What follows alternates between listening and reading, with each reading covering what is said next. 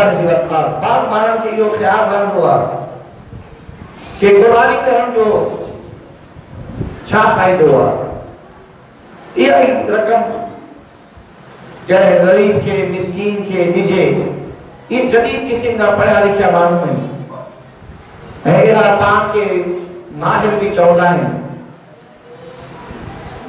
कि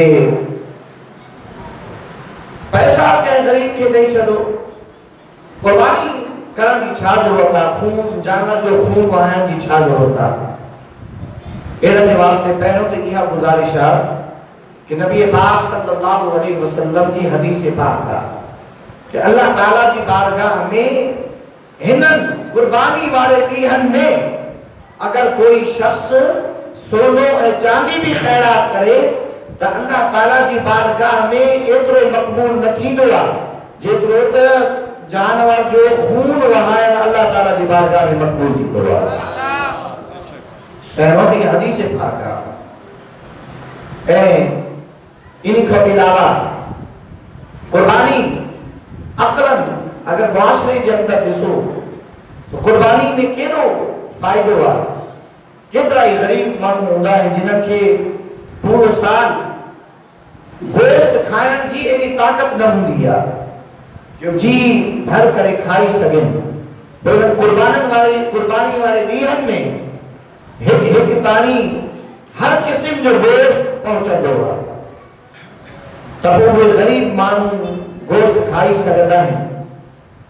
ऐं इन खां अलावा जानवर जेको कोई इंसान जब ही दहाको ईंदो आहे, जंहिं शख़्स जानवर पालियो आहे उन्ही इन्हनि ॾींहंनि में जानवरनि जी मांग वधी ऐं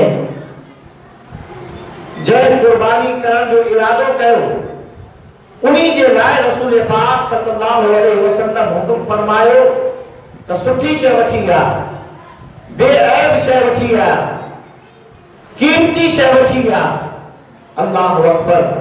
उन्हीं सुठे जानवर के केवल ॻोल्हा उन्हीं जी शुरू कई तो यकीनन जॾहिं कंहिं शइ खे ॻोल्हियो वेंदो आहे त उन्हीं सुठी शइ खे ॻोल्हींदे उन्हीं सुठी क़ीमत ॾिनी।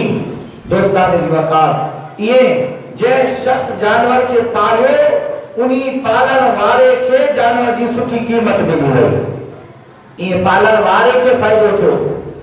जेमल मंडी लगी अल्लाहु अकबर, मंडी जे इर्द गिर्द यानी वापारियुनि सां गॾु जानवरनि जे मालिकनि सां गॾु उहे त माण्हू आया, मजमो थियो त चारों तरफ जनाबे वाला रेड़ी वाला भी अची बीठा, जनाबे वाला ज़रूरतमंद भी अची बीठा ऐं उन्हनि ज़रूरतमंदनि जी ग़रीबनि जी शइ विकामी वई।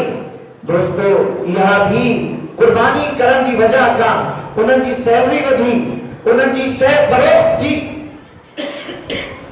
इन खां अलावा हितां मंडी जे जेके रक्षण वारा सादार खणी विया, जानवर खणी विया, दासरनि वारा जानवर खणी विया, उन्हनि खे भी फ़ाइदो हासिल थियो। ऐं वरी ॾही वारो ॾींहुं आयो, जनाबे वाला कसाइनि जो भी फ़ाइदो थियो, गोश्त जी सूरत में ग़रीबनि जो भी फ़ाइदो थियो, वरी चमड़े जी कसरत थी तो जनाबे वाला चमड़े जे वापारनि जो भी फ़ाइदो थियो। अल्लाहु अकबर। चमड़े जी सूरत में मदरसे जो भी भलो थियो त कंहिं ग़रीब मिस्कीन जो भी भलो थियो त कंहिं ग़रीब जेको आहे मदरसे जी ज़रूरत भी पूरी थी। अंदाज़ो लगायो त हिकिड़ी कुर्बानी करण में केतिरे घरनि ऐं ख़ानदाननि जो भलो थियो। अगर फ़क़त पैसा ॾेई छॾजनि हा त सिर्फ़ हिकिड़े ग़रीब खे भलो थिए हा, मगर हिते जेमल जानवर खणी करे उन जो वापार थियो, अल्लाहु अकबर कबीरा, त हर तरफ बरकत ही बरकत नज़र आई। हर तरफ बरकत ही बरकत नज़र आई ऐं हर तरफ जेको आहे फ़ाइदो ही फ़ाइदो नज़र आयो। इन करे शरीयत जे अगर ॿी काई ॻाल्हि सम्झ में न बि अचे त अल्लाह ताला जो फरमान मुस्तफ़ा